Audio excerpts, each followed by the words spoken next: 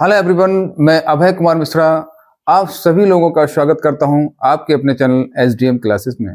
आप सभी लोग कैसे हैं? आशा करता हूं आप सभी लोग अच्छे होंगे। मेरे प्यारे बच्चों, कल मैंने आपको मानव में पाचन तंत्र समझाया था। आज मैं जब पाचन तंत्र की क्रिया जब मुख से प्रारंभ होती है, तो बच्चों मुख के अंदर भी बहुत सारे ऐसे भाग पाए जाते हैं जिनके बारे में आज मैं चर्चा करूंगा।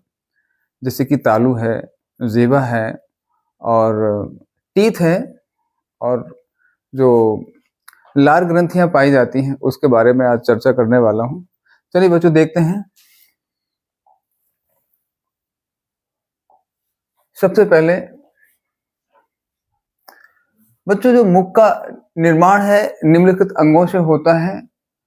अभी बताया था मैंने, तालू पैलेट, जीभा टंग होती है, लार ग्रंथियाँ सैलिवरी ग्लैंड्स होती हैं और टीथ दांत, जिसमें सबसे ज्यादा इंपॉर्टेंट आपका लार ग्रंथियां और दांत टीथ के बारे में आप उनको पढ़ना है क्योंकि ये आपके सिलेबस का हिस्सा है।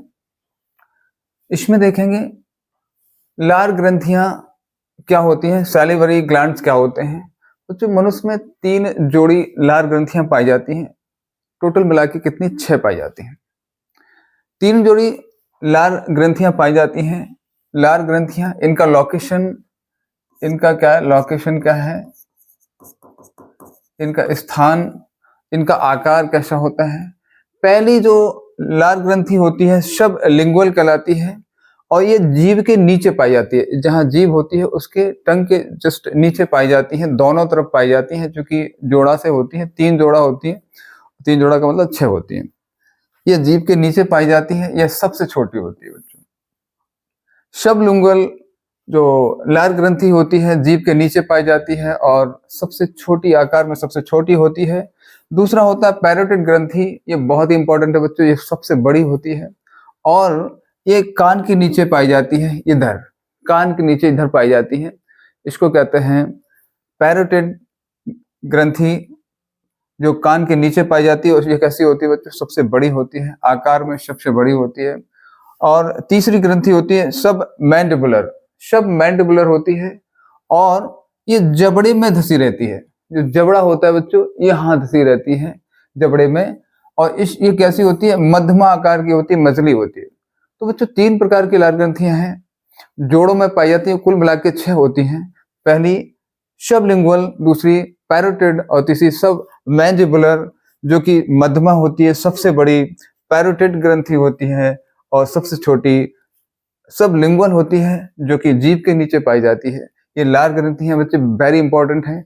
कभी कभी इसी प्रकार के क्वेश्चंस आ जाते हैं कि लार ग्रंथियां मुंह में कितनी लार ग्रंथियां पाई जाती है, मनुष्य में कितनी लार ग्रंथियां पाई जाती हैं? तो कितने? 3 जोड़ी। 3 जोड़ी नहीं लिखेगा तो 6 आ जाएगा, 6 पाई जाती है। इसके बाद देखें, अब देखते हैं दांत। टीथ की संरचना बच्चों कैसे होती है, जरा इसको देख लें आप। टीथ की संरचना, दांत मुंह या जबड़े में स्थित छोटे सफेद रंग की संरचना होती है। दांत क्या होता है? दांत मुंह या जबड़े में स्थित छोटे सफेद रंग की संरचना होती है, जो बहुत से कशेरुक प्राणियों में पाए जाते हैं। जिसके रीढ़ की हड्डी पाई जाती है बच्चों, उसी में ये टीथ पाए जाते हैं। दांत भोजन को चीरने चबाने के काम आता है। दांत का वह भाग जो जबड़े में धंसा रहता है उसे रूट कहते हैं। इसको देखेंगे बच्चे थोड़ा सा, उसको क्या कहते हैं? रूट कहते हैं। इसको देखेंगे आप, इसको देखेंगे, इतना हिस्सा आप दिख रहे हैं आपको, यहां से लेकर यहां तक, यहां से लेकर यहां तक जो दांत का हिस्सा आपको दिख रहा है, ये क्या कहलाता है बच्चों?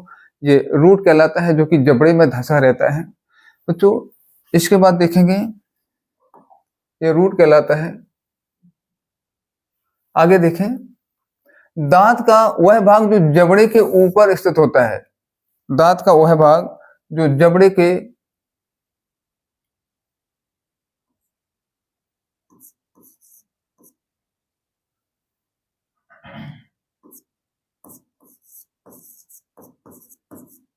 जबड़े के ऊपर स्थित होता है उसे क्राउन कहा जाता है।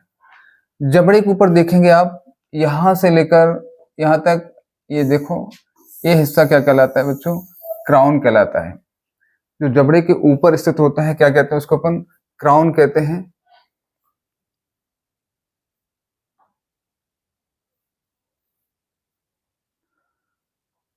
क्राउन कहते हैं। दांत के सबसे बाह्यतम परत को एनेमल कहते हैं। दांत के ऊपर जो सबसे ऊपर परत दिख रही है आपको, ये सफेद कलर की दिख रही है बच्चों, इसको क्या कहते हैं? एनेमल कहते हैं। जो हमारे शरीर का सबसे कठोर भाग होता है, जी हाँ बच्चों, शरीर का सबसे कठोरतम भाग एनेमल ही होता है, जो कि दांत के ऊपरी परत के रूप में पाया जाता है। इसकी कठोरता का कारण फ्लोरीन नामक तत्व होता है। इसकी जो कठोरता का कारण होता है, इसमें फ्लोरीन पाया जाता है, ठीक है। तथा दांत की कठोरता का कारण कैल्शियम होता है। अगर आपसे पूछा जाए हमारे शरीर का सबसे कठोर भाग क्या होता है, तो वो होता है एनेमल होता है। वो एनेमल की जो कठोरता का कारण होता है वो फ्लोरीन होता है। और यदि आपसे ये पूछा जाए कि दांत की कठोरता का कारण क्या है, तो कैल्शियम होता है। अगर एनेमल की कठोरता का कारण पूछे तो फ्लोरीन तत्व होता है। यदि दांत की कठोरता का कारण पूछा जाए तो क्या होता है? कैल्शियम होता है। इसको आप एक बार फिर से देख लें।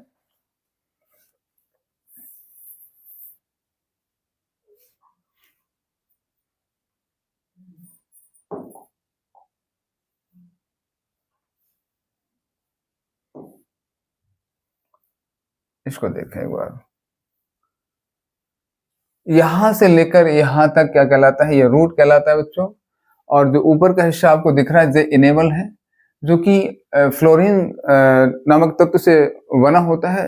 ये सबसे ज्यादा जो कठोर होता है एनेबल, वो फ्लोरीन तत्व के कारण ही होता है। और अगर पूरी दांत का अगर आप देखा जाए तो ये कैल्शियम के वजह से कठोर होता है। अगर पूछा जाए दांत की कठोरता का कारण, तो कैल्शियम। एनेबल की कठोरता का कारण फ्लोरीन, जो कि शरीर का सबसे कठोरतम हिस्सा होता है एनेबल।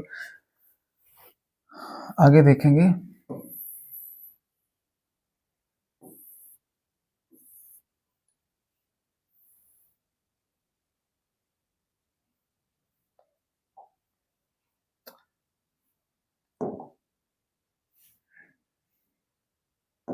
देखें बच्चों, निर्माण कहाँ होता है दांतों का? कठोर तालु में होता है।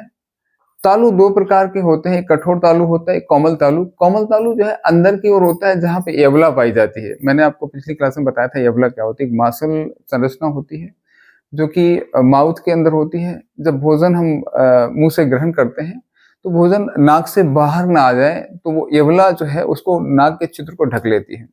और एवला जहाँ पाया जाता है वहीं पे कोमल जो है तालु होता है। और उसके बाहर जो जहाँ पे दांत लगे होते हैं वो कठोर तालु होता है। तो इसका निर्माण कहाँ होता है? कठोर तालु में होता है। इसका निर्माण कठोर तालु में होता है। दांतों का अध्ययन ओडोंटोलॉजी कहलाता है। ओडोंटोलॉजी में दांतों का अध्ययन किया जाता है। क्वेश्चन इस प्रकार का भी आ सकता है कि बताइए दांतों का अध्ययन कहाँ किया जाता है, तो ओडोंटोलॉजी में किया जाता है। आगे देखें। दांत की विशेषताएं, कुछ प्रॉपर्टीज होते हैं बच्चे, किस किस किस प्रकार के दांत पाए जाते हैं मुंह के अंदर, तो देखेंगे। पहला गर्त दंती। पहले दांत किस प्रकार के होते हैं? गर्त दंती। इसको थैकोडोंट कहते हैं। गर्त दंती को कहते हैं थैकोडोंट, जो दरअसल क्या होते हैं? ऐसे दांत जो हड्डियों के खांचों में धसे होते हैं वो गर्त दंती कहलाते हैं। ऐसे दांत जो हड्डियों के खांचों में धसे होते हैं उसको क्या कहते हैं बच्चों? थैकोडोंट कहते हैं। दूसरी विशेषता है इनकी विषम दंती होते हैं, हेट्रोडोंट होते हैं। हेट्रोडोंट कैसे होते हैं? मानव में 4 अलग अलग प्रकार के दांत पाए जाते हैं, इसलिए मानव विषम दंती होता है। 4 प्रकार के दांत पाए जाते हैं मानव के अंदर, इसलिए वो कैसा होता है? विषम दंती होता है। और तीसरी विशेषता होती है द्विवार दंती, डाइफियोडोंट। ये क्या कहलाता है? डाइफियोडोंट कहलाता है बच्चों। डाइफोडोंट कहलाता है। मानव में अग्र चवर्णक दांतों को छोड़कर सभी दांत 2 बार निकलते हैं। मानव में अग्र चवर्णक दांतों को छोड़कर सभी दांत कितने बार निकलते हैं? 2 बार निकलते हैं। अग्र चवर्णक हैं जो केवल 1 बार ही निकलते हैं। मनुष्य में दांत 4 प्रकार के होते हैं। पहला कृंतक होता है, दूसरा रत्नक होता है, तीसरा अग्र चवर्णक होता है, चौथा चवर्णक होता है। 4 प्रकार के दांत हैं, 4 अलग-अलग प्रकार के दांत पाए जाते हैं, इसलिए मानव कैसा कहलाता है? विषम दंती कहलाता है। जब अलग-अलग होता है तो उसको क्या कहते हैं? विषम दंती कहते हैं। देखें, दांतों के बारे में देखेंगे। देखिए बच्चों, वेरी इंपॉर्टेंट, दांतों के प्रकार, टाइप्स ऑफ टीथ, इसका प्रतीक सिंबल है, इसकी नंबर्स संख्या कितनी होती है, कार क्या होता है, समय क्या होता है, ठीक है ना। जरा इसको देखेंगे बच्चे। पहला कृंतक, इसको इंसिसर्स कहते हैं। जो दांतों का प्रकार होता है, पहला होता है कृंतक, जिसको इंसिसर्स कहते हैं। इसका प्रतीक आई होता है, क्योंकि इसको इंसिसर्स इंग्लिश में कहा जाता है, तो इसका प्रतीक क्या होता है? आई होता है। और इनकी संख्या 8 होती है, 4 ऊपर के जबड़े में, 4 नीचे, 4 ऊपर पाए जाते हैं, 4 नीचे पाए जाते हैं। इनका कार्य होता है पकड़ना, काटना, और समय क्या होता है? जीवन में 2 बार निकलते हैं ये, इसलिए दूध के दांत कहलाते हैं बच्चों। जो 2 बार निकलते हैं वो दूध के दांत कहलाते हैं। चलिए देखते जाते हैं दूध के दांत कितने होते चले जा रहे हैं। 2 बार कितने निकले? 8 निकले। 4 ऊपर से होते हैं, 4 नीचे से होते हैं। पहला कृंतक हो गया। दूसरा होता है कैनाइन, रत्नक होता है बच्चों। इसको सी से प्रदर्शित करते हैं। इसका जो सिंबल होता है, इसका प्रतीक होता है वो सी होता है। वो 4 होते हैं संख्या में, 2 ऊपर होते हैं, 2 नीचे होते हैं। इनका काम होता है चीरना और फाड़ना। इनका कार्य क्या होता है? चीरना और फाड़ना। जीवन में ये भी 2 बार निकलते हैं, इसलिए ये भी क्या कहलाते हैं? दूध के दांत कहलाते हैं। अगला होता है अग्रचर्वणक, इसको फ्री मोलर कहते हैं। इसको पीएम से दर्शाते हैं। इसका जो प्रतीक होता है पीएम होता है।